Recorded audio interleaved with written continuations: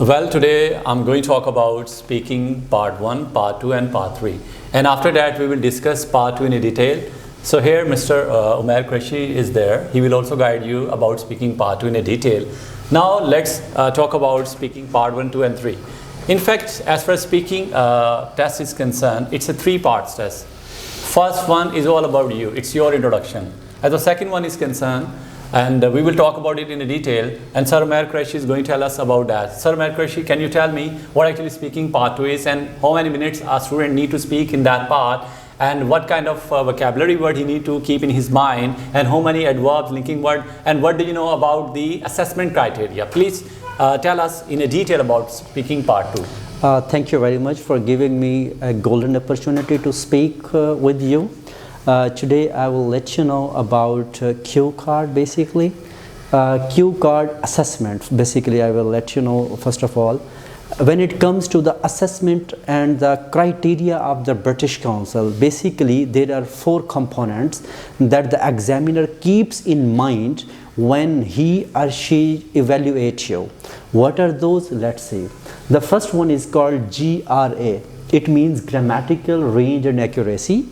This is what the examiner needs from the candidate.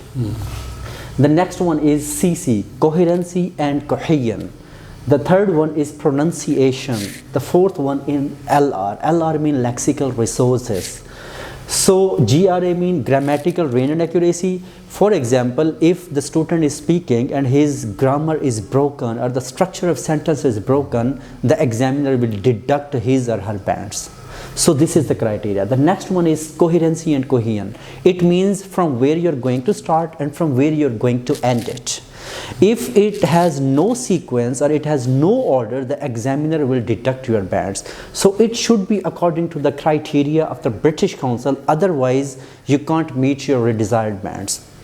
The third one, the most important, pronunciation. Most of the people, most of the candidate, they take it very lenient and they take it for granted that they think that this is not that much important.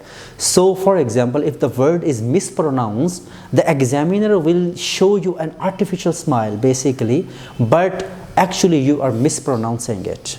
So that would be considered your mistake. And the last one is LR, the lexical resources. Lexical resources mean it's a bunch of vocabulary words, adverbs, binomial pairs, idiomatic expression, and the words which aren't very much common. So all these are the basic things that you have to include in your speaking. As far as Mr.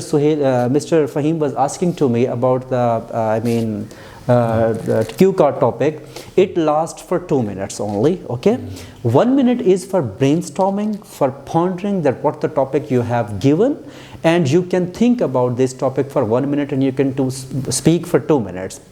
Now sir, yes, please. Sir, what do you think why this part is very much important? Yeah, this is basically a soul of the speaking. Until and unless you don't cover this topic, you cannot get the desired bands. Basically it consists of 6 bands, and introductory part has 1 band, and the follow-up session has 2 bands. Total it the 9 bands. So it has 6 bands, so that is why it is very much important. Yes, right. Next question. Okay, sir, if any student who does not know about the Q card, so at that moment what he or she should need to do at that time? Yeah, well, it depends.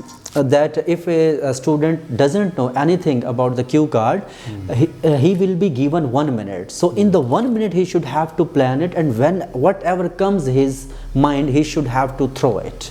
Otherwise, if he will stay silent, he cannot achieve the desired bands. Yes. So whatever comes in mind, do speak. Fine. Okay, if a student, he does not know what is the actual pronunciation of any word. For instance, normally people of our country, they pronounce career, right? The actual one, you know about that, it's a career. Yes. So at that time, if he forgot that how to pronounce it in a good way, and instantly he recalls things in his mind once he watched that movie and he heard in that movie how this word should be pronounced. Should he correct at that time himself? Yes. You have raised a very pertinent question, that for example, if his candidate is in the examination hall and he doesn't know the actual pronunciation, but he I mean, it comes in the mind later on, so he can rectify it by himself or herself. So slip of tongue is, I mean, we all are human beings, it's possible, but if he or she correct it by himself or herself, that's perfectly fine. It won't be considered a mistake. For example, the actual pronunciation of the word is, just imagine debris, and I read it debris. Okay, so I corrected it myself, so it's perfectly fine. Right. Okay, sir, if while speaking, student forgets any point, do you think that he should use fillers? Yes, obviously. Fillers means that he should, I mean, annex his speech, his talk with fillers. For example, moreover, furthermore, subsequently, to recapitulate, such kind of words. For example, if he is speaking, so he should start like that. Thank you very much for giving me such a ravishing topic to me. Could be the starter, and in the end, he can use that to put everything into a nutshell. So these all are the words that it shows that you are starting and you are ending in a way. So then you can meet the coherence and cohesion. Yes. Right. Okay, can you guide me that how many words he needs to keep in his mind when he is going to talk about any topic in 2 minutes? Should he keep 15 lines complete, 2 paragraphs in his mind? Because as you know, this is the most important part. Yes, thank you very much. You have asked a very valuable question to me. Basically, it's all depends upon the examiner. It's a discretion of the examiner. That examiner, in which mood the examiner is she. For example, she asks you a question and you are speaking like an essay. So he or she will get irritated.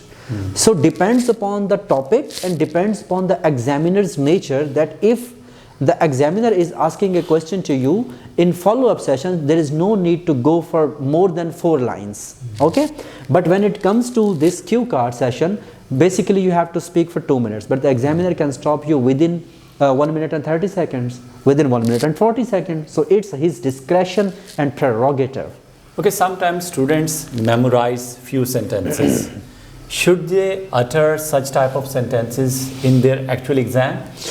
To be super honest, I don't recommend, the pat phrases. I don't recommend the memorized lines. The examiner can judge you, literally, that at what level you're falling. Until and unless you have the memorized answer, you can speak well. But wherever your memorized words are finished, then you're blank. Right, you are exposed, you mean? Yes, it means you will get exposed, that you don't have that much.